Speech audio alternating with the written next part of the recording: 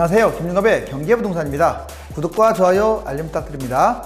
오늘 한국은행이 금리를 전격 인하함으로써 현재 경제 재반 여건이 얼마나 엄중하고 심각한지를 확인할 수 있게 되었습니다. 금리 인하가 집값 상승에 긍정적이지만 글로벌 금리 인하 추세는 세계 경제가 난관에 봉착했다는 뜻이므로 지금 상황에서는 오히려 부정적인 독이라고 할 수 있습니다. 우리나라의 각종 경제지표가 곤두박질을 치고 있어서 일본식 장기 경제 침체에 이미 빠져든 것으로 진단이 되며 하루라도 빨리 늪지대에서 허우적거리지 말고 벗어났으면 합니다. 금과 은은 크게 하락하였고 달러는 강세, 부동산 심리지수는 상승세입니다. 여기 보시면 금리 인하, 일본식 경제 침체의 증폭, 강남 재건축발, 수도권 집값 추락. 정말 빨간불이 계속 돌면서 우리 소방관이 계속 이렇게 돌면서 정말 근심 어린 눈으로 쳐다보고 있죠. 이 아파트들, 자 이제 거의 끝물까지 올라온 것 같아요. 특히 투자 목적으로 매수하려고 하시는 분들은 신중했으면 합니다. 자, 재건축 안전진단 강화와 재건축 리스크. 이제 재건축이 상당히 리스크가 많아졌어요. 원래 재건축이 부동산에서는 미래 가치가 가장 높은 부동산의 꽃이거든요. 근데 재건축이 못 가게 되면 이제 시간차를 두고 기존 아파트들은 아무리 새 아파트라고 할지라도요, 반사작용이 있는 게 아니라 오히려 추락하게 됩니다. 재건축이 하락하게 되면 비싸 보이기 때문에 이제 단계별로 같이 추락해요. 그러면 가장 중요한 게 어디냐? 강남 재건축인 거예요. 바로 이런 문제들 때문에 지금 향후에 집값 전망은 부정적입니다. 재건축 안전진단 평가 볼까요? 불가능이 C등급이에요.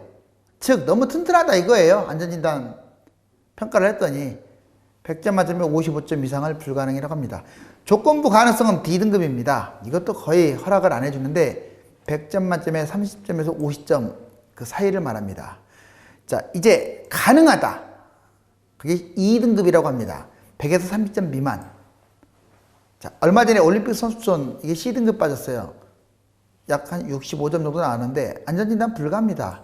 즉 현재 5,544대에서 12,000세대 정말 엄청나게 탈바꿈하죠. 자, 이 매머드 사실상 헬리오시티보다 입지도 더 좋고 나중에 더 할 것 같아요. 훨씬 더. 그런데 안전진단을 통과하지 못했기 때문에 시간이 많이 걸릴 것으로 보여지고, 마찬가지로 목동 신시가지 6단지, 9단지, 13단지도 부정적인 영향을 가져오게 됩니다. 지금 정부가 집값이 너무 올라가서 아마 강남 재건축을 두들겨 잡으려고 하는 것 같아요. 성산 시형 아파트도 정밀 안전진단에 부정적인 영향을 아마 받을 것으로 보고요. 이미 월계 시형 아파트 미미3이라고 미성 미룡 3호 3차 예비 안전진단 C등급 불가 판정을 받았습니다. 이제 안전진단이 뭔지 아시겠죠? 자, 재건축에 그렇다면 어떠한 부정적인 영향이 있느냐 별표로 한번 크게 쳐볼게요. 자, 리스크가 무려 4개입니다. 지금 이 시점에서 그러니까 잡으면 큰일 나는 거예요. 재건축 초과이익 환수제 이거 지금 다들 잊고 있는데요. 자기가 먹은 만큼 다 토해내야 하는 거예요. 이거 심각합니다. 두 번째, 민간택지 분양가 상한제. 이제 당장 또 시행할 거 아닙니까? 통과했다고 좋아할 게 아니에요. 지금 1, 3, 4의 리스크가 또 있잖아요. 통과 안 한 것은 이번에 분양가 상한제라는 그 위험성도 있고요. 그다음 세 번째, 안전진단 통과. 방금 말씀드렸지만 말만 30년으로 지금 연차가 된 거지 사실상 40년이 넘었어도 너무 튼튼해가지고 안전진단 통과에 어려움을 겪고 있습니다. 그리고 또 이번에 안전진단을 40년으로 확대한다라는 지금 법안, 이것도 지금 생각 중이라고 하잖아요. 네 번째, 의무 임대주택 비율을 강화하는 방안이 있습니다. 보통 5%, 많아야 10%예요. 재건축 같은 경우는. 그런데 20%까지 법으로 확장할 수 있잖아요. 그렇게 되면 강남 재건축, 누가 다 그거 부담하겠습니까? 조합원이 부담하기 때문에 아마 집값이 올라가기는 어렵습니다. 이처럼 리스크 덩어리인 강남 재건축. 자, 이게 앞으로 전망이 밝지 않기 때문에 대하락을 외치는 거예요. 나는 여기 안 사니까 상관없다. 천만에요. 이게 여러분들이 살지 않는 강남 새 아파트, 서울의 아파트, 그 다음에 경기도의 1, 2기 신도시 또는 경기도의 외곽까지 다 영향을 주는 거예요. 그 다음에 여기 보시면 이제 재건축 정밀 진단이 좀 더 까다로워졌다. 보통 정밀 진단에서 이제 구조 안전성 이 부분이 높아지면 까다로워졌다고 할 수 있습니다. 그 전에 45, 50, 40, 20 역대 정부에서 50%는 참여정부 때 잠깐 있었는데 문재인 정부가 다시 또 이번에 50% 카드를 꺼내드렸고요. 그 다음에 주거환경, 비용 편익, 설비도도 이렇게 순으로 갔습니다. 오른쪽 보시면 안전진단 평가 항목별에서 이게 그전에는 40밖에 안 되는데 50으로 대폭 강화가 됐기 때문에 이제 이게 무너지지 않을 것 같으면 통과시켜주지 않는 거예요. 주거환경은 글자 그대로 환경적 요인입니다. 주차라든가 또는 녹지 공간이라든가 이런 걸 말하는 거거든요. 근데 이 부분이 축소됐어요. 그래서 안전진단 통과하기가 어렵다. 세 번째, 입지별 유형별 하락과 상승 순서. 지금 강남 재건축이 또 두드러 맞고 있잖아요. 이제 임대 비율까지도 증가될 가능성이 큰데 그렇게 되면요 정말 강남 재건축을 사야 할 이유가 하나도 없어지게 돼요. 그러면 이 순서로 빠진다고 했잖아요. 보세요. 강남 재건축, 자, 두 번째는 강남 아파트, 세 번째는 서울 아파트, 네 번째는 경기도 아파트. 이 순서로 여기 보시면 이 네 차례 순서대로 쭉 빠지게 된다는 거. 올라갈 때도 이 순서대로 올라가요. 강남 재건축, 강남 아파트, 서울 아파트, 경기도 신도시. 자, 그 다음에 유형별 하락 순서 보면 재건축 뉴타운인 재개발이 가장 먼저 빠지고 그 다음에 이게 빠지게 되면 일반 아파트, 그리고 다가구 단독 제일 좋지 않은 오피스텔 빌라 다세대로 빠집니다. 상승할 때도 재건축 뉴타운 재개발이 가장 먼저 상승하고 일반 다가구 단독 이 순서로 상승하는 거예요. 자, 이번에는 사업자 대출 규제 강화. 이제 대출 규제가 대폭 강화됐다. 이번에 보면 사업자들 대출 규제가 대폭 강화된 것을 알 수 있죠. 그리고 자금조사 출처 강화됐고요. 비거주 목적 대출 금지도 강화됐습니다. 그 다음 한국은행 기준금리 인하 이유. 여기 보시면 한미 기준금리, 이제 오늘 말하고자 하는 핵심 포인트죠. 한국을 보면 지금 이제 벌써 올해만 해도 두 차례 인하했지 않습니까? 1.50에서 1.25%로 인하했습니다. 지금 여기 보시면 미국은 이미 1.75, 2.0으로 인하했죠. 왜 지금 미국뿐만 아니라 우리나라 그리고 미국을 연동해서 다른 나라들이 계속 앞서거니 뒤서거니 하면서 금리를 인하할까요? 이렇게. 자, 금리를 인하하는 이유는 딱 한 가지입니다. 그만큼 경기가 좋지 않다. 오른쪽 보면 소비자 물가지수 우리나라 보세요. 지금 2.1에서 어떻습니까? 지금 8월 달에 가서 마이너스 쪽으로 지금 이제 디플레이션 지금 두 달 연속 지금 제가 말씀드렸잖아요. 1965년 이래 역대 지금 최저치. 지금 우리나라에 이렇게 디플레이션이라는 게 와본 적이 없어요. 정말 심각한 거죠. 그리고 금리 인하의 그 이유는 5가지 정도로 요약할 수 있어요. 글로벌 경제 환경이 좋지 않다. 그 다음에 국내 경제 여건이 좋지 않다. 디플레이션 우려가 심각하다. 그 다음에 경제에 긴급한 이상 신호가 감지 중이다. 금융 불안과 경제 지수가 증가하고 있다. 이 5가지입니다. 바로. 여러분들 그러니까 금리 인하가 얼마나 지금 경제가 좋지 않으면 금리 인하가 되겠습니까? 다음에 이제 한미 기준금리 인하 과정을 한번 볼까요?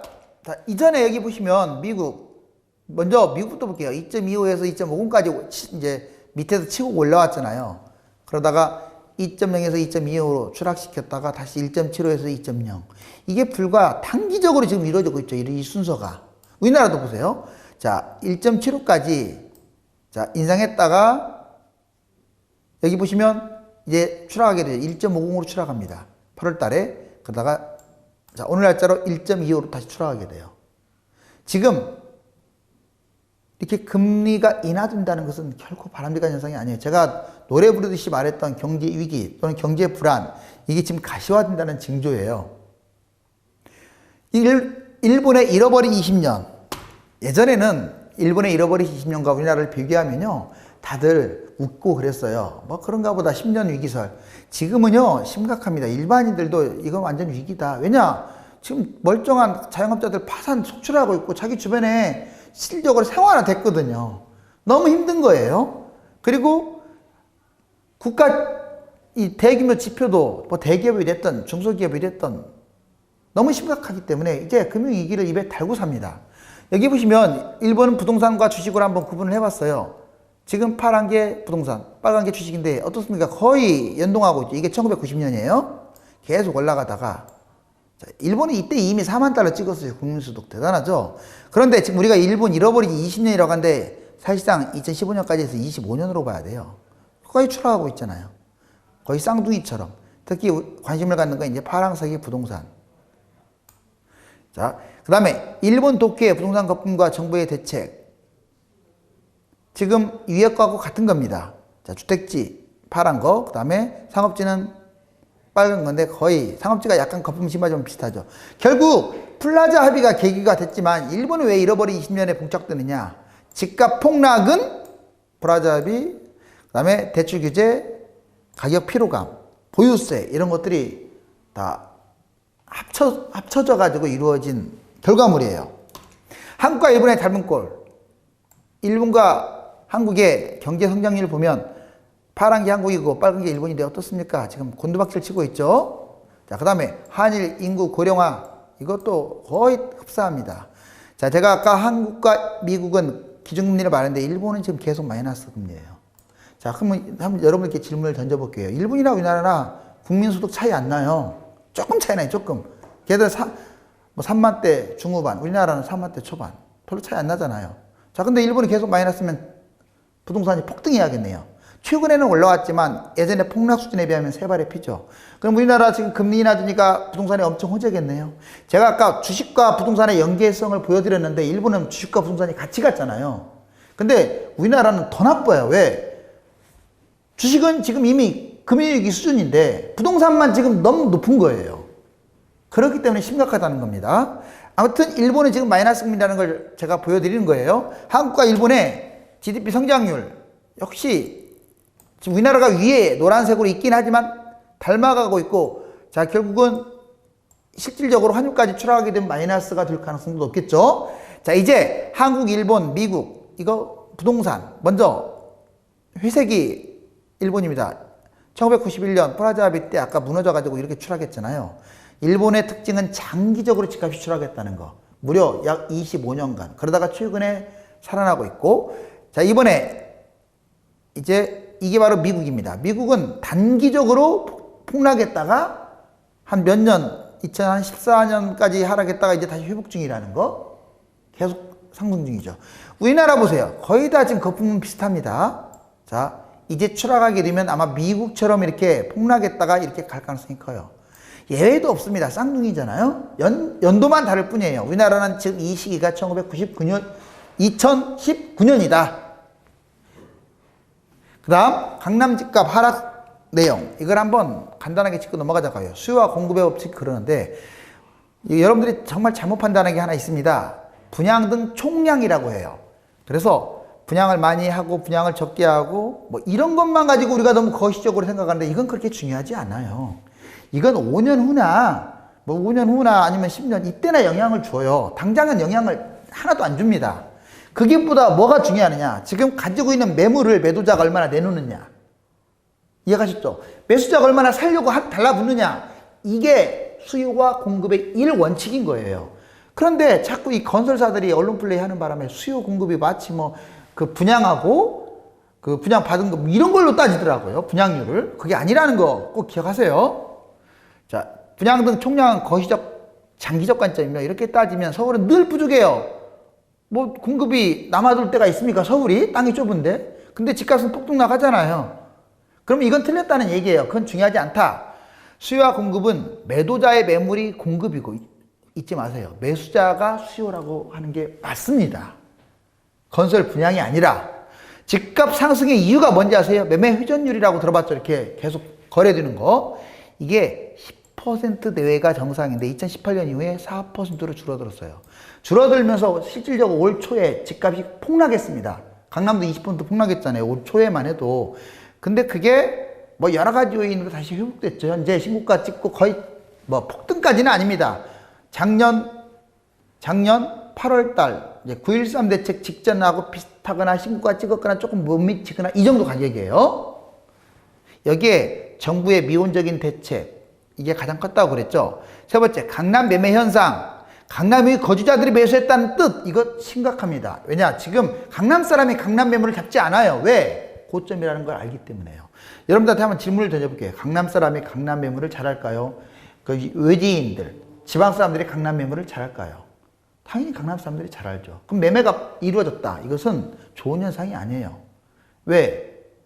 강남을 잘하는 강남 사람은 팔고 강남을 모르는 지방 사람들이 잡았다는 뜻이기 때문에 이것은 결국 집값 상투장의 어떤 전형적인 모습이라고 할 수 있습니다. 여기 보세요. 강남 사람들이 고점이라고 인식하기가 팔아치운다는 뜻이다. 그래서 하락의 징조다. 강남은 6개월 이내에 20% 하락. 그러니까 올 겨울에 이럴 가능성이 있다 이거예요. 그러니까 2019년 1월, 2월 달처럼 2020년 1월, 2월, 3월, 2월 얼마든지 가능성이 있으니까요. 서둘지 마세요. 장기적으로 만약에 진짜 대세 하락에 지금 계속 또 빠지게 되면 40%도 가능성이 있습니다. 현재 강남 고점에서 신고가 단지가 나오기도 하지만 장기 거래 정체하면서 위험하다. 그리고 가격 단기간에 20%, 장기적으로 40% 폭락할 수 있으니까 서둘지 마라. 강남 부동산 흐름을 보면요. 부동산 심리가 얼어붙고 매물 적체가 장기화되면서 지금이 딱 그 상태예요. 이제 다시 또 얼어붙었습니다. 지금 거래 거의 없어요. 지방 사람이 와서 간근히 이게 사는 거 외에는. 거래 실종 상황에서 가격이 계속 빠지면 어떤 일이 벌어진 줄 아세요? 이제 거래량이 또 증가해요. 근데 그게 상승하기 위해서 증가하는 게 아니에요. 싸 보이니까 사는데 그게 폭락의 본격화장이에요. 이해 갔죠? 거래가 안 됐다가 조금 거래가 되는 것은 그걸로 인해서 이제 매물이 소화되면서 폭락하는 거예요. 그 다음에 이제 몇 년 지난 다음에 거래가 실종되면 거품이 완전히 빠집니다. 그런 상태에서 다시 또 거래가 되면 이제 대세 상승이 되겠죠? 자, 이런 어떤 과정을 잘 여러분들이 아셔야 돼요. 아파트 주간 평균 추이 보시면 지금 실질적으로 이렇게 잘 빠지는 걸 갖다가 돌려놓은 거예요. 누군가 몰라도 돌려놨습니다. 자, 9월달. 근데 다시 또 이렇게 꺾이고 있어요. 오른쪽 보세요. 꺾였다는 걸 보여드릴게요. 서울 꺾이고 있잖아요. 지금 이렇게. 재건축도 꺾이고 있습니다. 그리고 1기 신도시. 노란색. 지금 시소 게임 하면서 0.01, 0.02. 2기. 다 마찬가지예요. 꺾이고 있죠? 자, 이걸 보시면 지금 집값이 하락하고 있다는 것을 알 수 있습니다. 그 다음, 서울 주택매매거래지수 HSTI 여기 보면 지금 1.27, 1.21, 1.16이 빨갛잖아. 아무튼 거래량이 그만큼 많다는 거예요. 2017년에.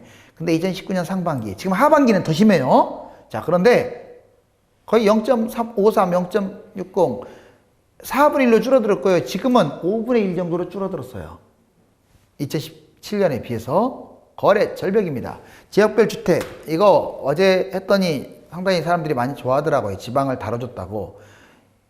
지금 노란 게 수도권이에요. 간단하게 정리하면 2009년까지는 올랐다고 봐야 돼. 큰 틀에서. 그러다가 2013년까지 빠졌다가 2019년까지 올랐다가 다시 또 이제 추락하고 있죠. 그런데 여기 지방은 거꾸로 가고 있어요. 까만색이에요. 오히려 집값 하락한 2013년까지 폭등했다가 2014, 15년부터 해서 2019년까지 오히려 서울이 상승했을 때 폭락하고 있습니다. 서로 지방과 서울은 반대로 간다는 거. 이것도 완전 반대는 아니에요. 지방도 지방마다 이렇게 다르다고 했잖아요. 자, 그것을 인식하세요. 지금 부울경이 살아난다는 것도 서울 수도권 이쪽이 침체로 빠져든다라는 어떤 하나의 예시예요. 집값 담합과 불법, 강력 대처 현황. 지금 연도별로 보시면 약 5년 동안에 여러분들 무려 2,324건의 담합, 불법 정말 많죠. 뭐 위장전입, 위장결혼, 통장 불법 거래, 자녀 허위 출생 신고, 애기 갖지도 않았는데 가졌다고 하고요. 저축, 양도, 통장을 갖다 양도를 해요. 자, 집값 담합 신고센터 접수 현황 보니까 수도권이 166, 비수도권은 17. 여기 보세요. 얼마나 수도권은 50%잖아요, 인구도. 압도적이죠, 신고거래. 그러니까 여러분들 지금 호구가 되고 호갱이 되는 거예요. 사실 돌아다녀 보세요. 다 짠 데가 많습니다, 실질적으로. 안 했다고 할 수가 없어요. 대단지는 뭐 기본이라고 볼 수 있어요. 이건 발각된 것만 이렇죠. 암암리에. 자, 서울 아파트 가격 정체와 지방 원정 투자자. 여기 보시면 조금씩 올랐어요. 이전 신고가보다 오른 곳들 지금 몇 군데씩 내놨죠. 이거에 비해서 이전 신고가 93 대책보다 회복 못한 곳도 있고 아무튼 반반인데 여기에서 더 이상 올라가지 않고 정체하고 있다는 거예요. 지금 가격이 오르지를 않고. 자, 그러면 지방 거주자들 보세요. 지금 300명에서 1498명으로 늘어났죠. 즉 강남이나 서울의 아파트를 받쳐주는 사람들은 지방 사람들이에요. 정말 이렇게 아름다운, 정말 살아야 할, 꿈과 행복을 담고 살아야 할 이 집이 투기장으로 돌변했네요. 강남 재건축은 수도권 부동산의 바로미터라 할 수 있는데 강남 재건축이 4가지나 있어요. 뭐가? 리스크가. 아까 제가 말씀드렸잖아요. 그래서 강남 재건축발 수도권 집값 하락은 도미노식으로 이어질 가능성도 높습니다. 특히 올 겨울은요, 2019년 1에서 5월 침체가 다시 재현이 되면서 20% 급매출에도 가능할 수 있으니까 서두르지 마세요. 그리고 장기적으로는 지켜보는 것이 정답이라고 할 수 있습니다. 부동산과 경제 분야의 유료 상담을 받고 싶다면 다음과 네이버 1000만 명 부동산의 꿈에 가입하셔서 전화 보시고 연락 주시면 되겠습니다. 항상 따뜻한 방송, 치열한 방송, 그러면서 여러분들께 수익을 안겨주는 방송이 되도록 최선을 다하겠습니다. 감사합니다.